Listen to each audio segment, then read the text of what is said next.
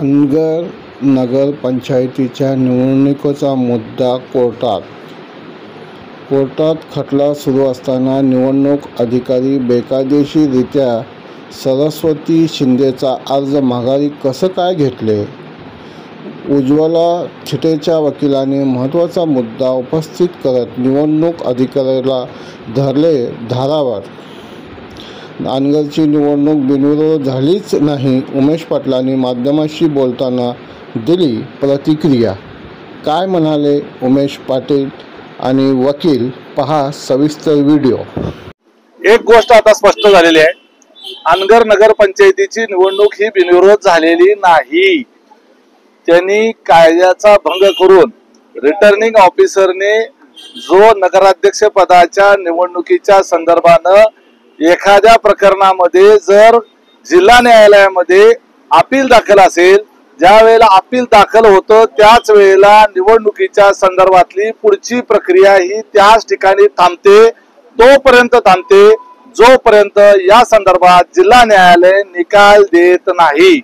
त्यामुळे ज्या दिवशी अपील दाखल झालेला आहे आणि ज्या दिवशी रिटर्निंग ऑफिसरला आणि संबंधित रिस्पॉन्डंट यांना नोटीस प्राप्त झालेली आहे त्या क्षणाला निवडणूक प्रक्रिया थांबायला पाहिजे होती. परंतु आज रिटर्निंग ऑफिसरच्या वतीने आणि रिस्पॉन्डंटच्या वतीने जिल्हा न्यायालयाच्या समोर संबंधित विषयाची सुनावणी आजच्या आज घ्यावी. ती का घ्यावी? तर उद्या आम्हाला चिन्ह अलॉटमेंट करायचं आहे. आता प्रश्न असा आहे की 3 नगराध्यक्ष पदासाठीचे उमेदवार होते. एकाचा अर्ज तुम्ही बाद केला, दुसऱ्याने विड्रॉल केला, अशा पद्धतीचं तुम्ही त्या ठिकाणी स्टेटमेंट 5 मध्ये नमूद केलेलं आहे. राहिला एकच कॅन्डिडेट, तो एकच राहिला म्हणून अनगर नगरपंचायत बिनविरोध झाल्याचा जल्लोष अमेरिका आणि लंडन पर्यंत तुम्ही पोहोचवला. फुगड्या खेळल्या, खांद्यावर बसलात, नाचलात आणि फटाकड्या उडवल्या. हे सगळं तुम्ही केलं. ज्यांचा सरस्वती शिंदे यांचा अर्ज विड्रॉल केल्याचं तुम्ही निवडणूक निर्णय अधिकाऱ्यांनी जे डिक्लेअर केलेलं आहे त्या संबंधित सरस्वती शिंदे यांनी अतिशय उत्साहामध्ये मुलाखत देऊन सांगितलं की अर्ज आम्ही विड्रॉल केला. आणि मग पाटलीनबाई पहिल्यांदा नगरपंचायतीच्या पहिल्या नगराध्यक्ष झाल्याचा आनंद आपण साजरा केला. हे सगळं बेकायदेशीर झालं. निवडणूकच बिनविरोध झालेलीच नाही. आता उलट्या फुगड्या खेळा. जे खांद्यावर बसून नाचलंय ना, आता खालची माणसं खांद्यावर घेऊन बोकांडी घ्या. तेच व्यक्त करावं लागेल, कारण निवडणूक बिनविरोध झालेलीच नाही. त्यामुळं उडवलेल्या फटाकड्या पुन्हा विजवायचा कार्यक्रम चालू करा आणि जे काही फुगड्या खेळात त्या उलट्या फुगड्या खेळा. आणि झालेली निवडणूक बिनविरोध झालेलीच नाही.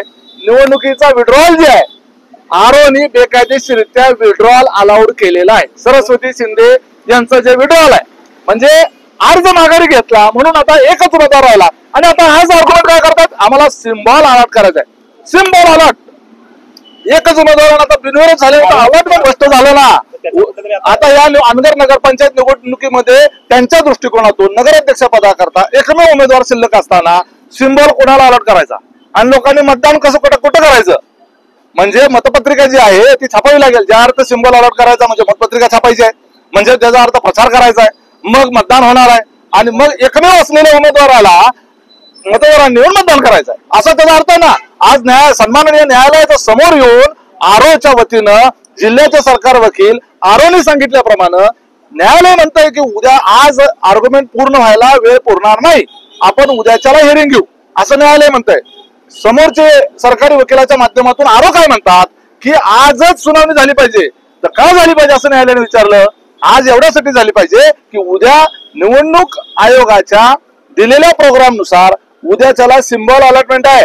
मग आजच्या आज सुनावणी घ्या, विषय मोकळा करा, म्हणजे आम्हाला उद्या सिम्बॉल अलॉटमेंट करायचं. म्हणजे किती फालतूपणा किती बोगसपणा आहे.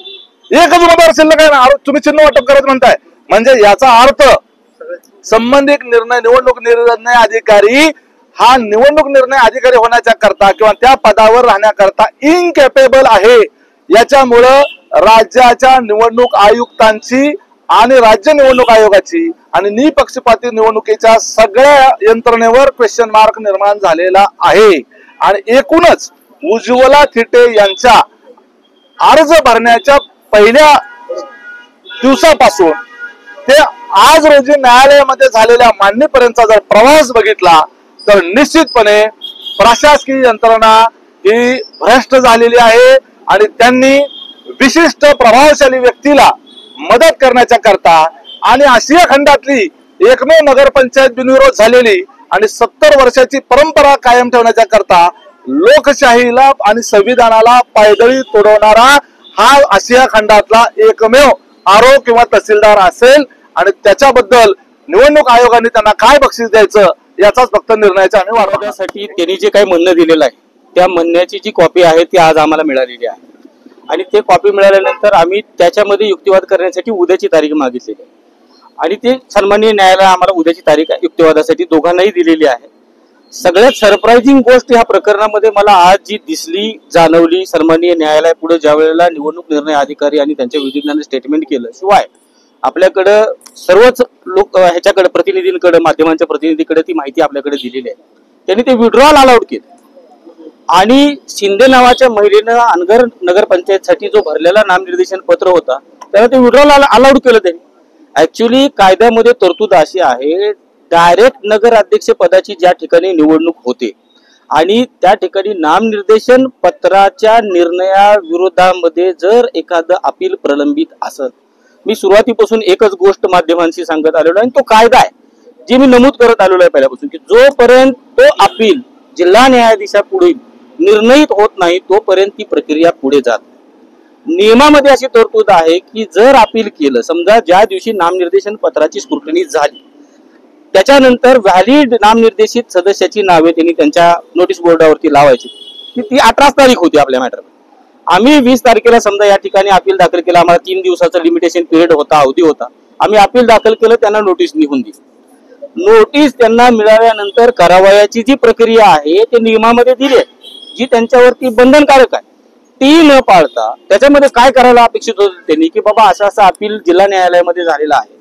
आणि अपिलाच्या प्रती माझ्याकडे आहे आणि ते त्या नमुना नंबर 5 त्याच्यामध्ये असतो तो त्याच्या नोटीस बोर्डावरती निवडणूक निर्णय अधिकारी यांनी लावायचा न्यायालयात यायचं दुसऱ्या दिवशी आणि 21 तारखेला ते इथं आले आणि त्यांनी सांगितलं की आम्ही तो कंप्लायन्स न्यायालयाचा केलेला आहे म्हणजे अपील प्रलंबित आहे याची त्यांना आयडिया आहे ज्या वेळेला त्यांना अपील प्रलंबित आहे याची माहिती होती त्यावेळेला नियमामध्ये स्पष्ट तरतूद अशी आहे की तिथलं विड्रॉल जे आहे ते विड्रॉल ज्या वेळेला न्यायालयाचा अपिलामधला निर्णय लागेल त्यावेळेला तिथलं विड्रॉल अलाउड केलं जातं कुणाला जर नामनिर्देशन पत्र मागे घ्यायचं असेल तर ती डेट तेवढ्याच पद्धतीने पुढे जाते आता आपण न्यायालयामध्ये सर्वजण युक्तिवाद ऐकत होतो मी त्या ठिकाणी तो कायदाही दाखवला की ज्या वेळेला न्यायालयाचा निकाल येईल तिथून पुढे मला वाटतं 3 दिवसापर्यंत मग पुन्हा विड्रॉल पुढे लांबतं हे प्रकरण जर बघितलं तुम्ही आणि कंडक्ट आरोचं जर ह्या प्रकरणामधलं बघितलं आपल्या माध्यमाला जिल्हाधिकारी कार्यालयामध्ये आपणच दाखवलं की त्याने विड्रॉल अलाउड केले त्यांनी की जे कम्प्लिटली बेकायदेशीर आहे ही फार मोठी अपडेट राज्य निवडणूक आयोगानं खरं म्हणजे ह्याचा दखल घेतली की ज्या न्यायालयामध्ये ज्या नामनिर्देशन पत्राच्या स्क्रुटनीच्या विरोधामध्ये अपील प्रलंबित आहे अपील निर्णयित व्हायच्या अगोदर त्याचं नॉलेज त्यांना आहे ते निर्णयित व्हायच्या अगोदर यांनी विड्रॉल अलाउड केलं किती घाई एखाद्या निवडणूक निर्णय अधिकाऱ्यानं एखादी निवडणूक प्रक्रिया करत असताना करावी याचं मूर्तिमंत उदाहरण हे आहे असं आता आम्ही न्यायालयासमोर मांडलेलं आहे असं माझं मत नाही मी न्यायालयापुढे सबमिट केलं आहे सांगा याचे परिणाम नक्की काय होतील जर का अशा पद्धतीने विड्रॉल जर आधीच झाला असेल ती सुनावणी पूर्ण होण्याआधी यामध्ये नक्की काय परिणाम होऊ शकतो या सगळ्या ही निवडणुकीची जी प्रोसेस आहे ना निवडणुकीची ही प्रोसेस विजिट होते ना काय झालं याच्यामध्ये की त्यांचा जो म्हणणं आहे की बिनविरोध झाली मी सुरुवातीपासून हे सांगतो की जोपर्यंत इथलं संपत नाही तोपर्यंत नाही हे बघा यांनी नामनिर्देशन पत्राचं विड्रॉल दिला जे शिंदे नावाचे जे कंटेस्टिंग कॅन्डिडेट होतं सरस्वती शिंदे त्यांनी नामनिर्देशन पत्र यांनी विड्रॉल अलाउड करू दिलं राहिलं काय एक नामनिर्देशन पत्र राहिलं ना त्यांच्या म्हणण्याप्रमाणे आज न्यायालयापुढे सबमिशन करत असताना त्यांचं म्हणणं होतं की उद्या आम्हाला अलॉटमेंट ऑफ सिम्बॉल करायचं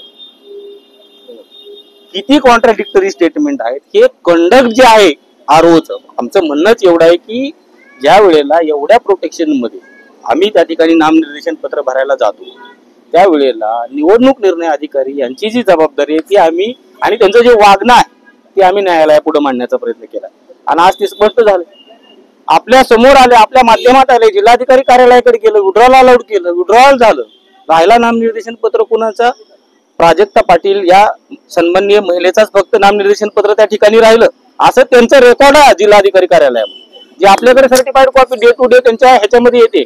मला आता सरप्राइझिंग ती गोष्ट, आता न्यायालयाला सुद्धा ती सरप्राइझिंग गोष्ट होती. आज त्यांनी उद्या युक्तिवादासाठी प्रकरण ठेवू असं ज्या वेळेला आम्ही म्हटलं, न्यायालय म्हणाला वेळ आता पुरणार नाही, त्यावेळेला त्यांचं असं म्हणणं होतं की नाही उद्या आम्हाला अलॉटमेंट ऑफ सिम्बॉल करायचं. मी म्हणलं करता येत नाही ना कायद्यानुसार. अलॉटमेंट ऑफ सिम्बॉल म्हणजे काय? म्हणजे चिन्ह वाटप करायचं. सर एका प्रकारे म्हणजे मॅटर ऑफ अर्जन्सी काय आहे असं जेव्हा कोर्टाने विचारलं त्यावेळेस तुम्ही असं सांगितलं की कायद्याचा नियम दाखवला, पण तहसीलदारांचं किंवा सरकारी वकिलांचं असं म्हणणं आहे की प्रक्रिया आम्हाला पार पाडायची आहे. दुसरीकडे प्रक्रिया जर पारच पाडता येऊ शकत नसेल तर निवडणूक प्रक्रिया पुढे नेण्याची घाई का? एक्झॅक्टली मला ते म्हणायचं आहे. जिथं आता आपल्या माध्यमातून मी पाहतोय, आम्ही पाहिलं, आमच्या अर्जदारांनी आता पाहिलं की विड्रॉल अलाउड केला. जिल्हाधिकारी कार्यालयामध्ये त्यांनी त्यांची सही शिक्क्याची कॉपी पाठवली. इथं नामनिर्देशन पत्र भरलेले 3 उमेदवार, एकाच इनव्हॅलिड झालं म्हणून पाठवलं, दुसऱ्याने विड्रॉल केला म्हणून लिहून पाठवलं. म्हणजे तुम्ही विड्रॉल अलाउड केलं त्यांना. आणि त्यांचं मला वाटतं माध्यमात, आता माध्यमातल्या स्टेटमेंटवरती मी जायला नको, फक्त न्यायालयापुढे काय झालं या अनुषंगाने मी सांगतो. मला एकंदरीत हेच सांगायचं आहे की जे कंडक्ट आहे, ज्या पद्धतीनं काम केलं जात आहे, निवडणूक लोकशाहीमध्ये घेत असताना जी जबाबदारी असते कायद्यानं घालून दिली त्या पद्धतीने केली पाहिजे. हे आम्ही न्यायालयाच्या वेळोवेळी लक्षात आणून देण्याचा प्रयत्न करत आहोत. तो सध्या आपल्या समोरचा विषय नाही, तो वेगळा भाग आहे. त्याच्यामध्ये आणि या केसवरती काय परिणाम होईल एक्झॅक्टली त्याचा रिलेव्हन्स लावण्याचा आम्ही उद्या प्रयत्न करणार. याचा मेन मुख्य मुद्दा काय, सूचकाची सही नाही त्याच्या समोर आला बरोबर ना, नाही तो ती अजून युक्तिवादच व्हायचा आहे, आणखी युक्तिवाद व्हायचा आहे. आम्हाला सरप्राइझिंग गोष्ट ही समोर आली की विड्रॉल अलाउड केलं आणि आम्हाला उद्या अलॉटमेंट ऑफ सिम्बॉल करायचं, त्याच्यामुळे तारीख उद्या ठेवण्यात येऊ नये, आजच्या आज युक्तिवाद ऐकावा असा ज्या वेळेला युक्तिवाद न्यायालय पुढे आला तर दॅट वॉज सरप्राईज. आणि म्हणून मग आम्ही तुम्हाला विचारणा केली तर तुमच्याकडनं आम्हाला आलं की बाबा अशा पद्धतीनं आम्हाला ऑनलाईन आले विड्रॉल द्या, सर्टिफाईड कॉपी आलेली आहेत, कलेक्टर ऑफिसला त्यांनी कळवलेले आहेत, सगळ्या मीडियात आहेत. आता गिवन परिस्थितीमध्ये आता आपण सर्व प्रतिनिधी माध्यमांचे न्यायालयासमोर होतात. तो नगर परिषदेच्या नगराध्यक्षाचा डायरेक्ट निवडून येण्याच्या नगराध्यक्ष पदाचा जो नियम आहे त्याच्यामध्ये स्पष्ट लिहिलंय की जिथं अपील प्रलंबित आहे तिथलं विड्रॉल अपीलाचा निर्णय झाल्यानंतर परमिसेबल आहे. त्याच्या आधी कसं केलं हा प्रश्न आहे ना. आता या संदर्भात उद्या काय नक्की होणार आहे? या संदर्भामध्ये अपीलाचा तर युक्तिवाद होईलच उद्या, आणि उद्या अपीलामध्ये आमचा निर्णय होईल. त्या अनुषंगाने आम्ही पुढे आमची बाजू मांडणारच आहे. त्या नामनिर्देशन पत्राचं काय केलं, कशा पद्धतीने काय, आमची केसच ती आहे ना कोर्टामध्ये. पण कंडक्ट जे आहे एकंदरीत ह्या निवडणुकीवरती ज्या पद्धतीनं प्रश्नचिन्ह निर्माण केलं गेलं अर्जदाराच्या वतीनं, त्यात काहीतरी क्रक्ष दिसतोय का नाही. आधी ज्या वेळेला खरं ही आर्ग्युमेंट मीडियात करायची नाही, कोर्टापुढे आम्ही करूच, पण ज्या वस्तुस्थिती आपल्या समोर आता तिथं आल्या आणि आपल्या समोर जे कागद आपल्या समोर आहेत तुम्ही बघा, काढून बघा सगळं आहे का नाही तुमच्याकडे, आणि त्याच्यानुसार तुम्ही प्रश्न विचारला पाहिजे विड्रॉल कसं काय अलाउड केलं म्हणून. थँक्यू.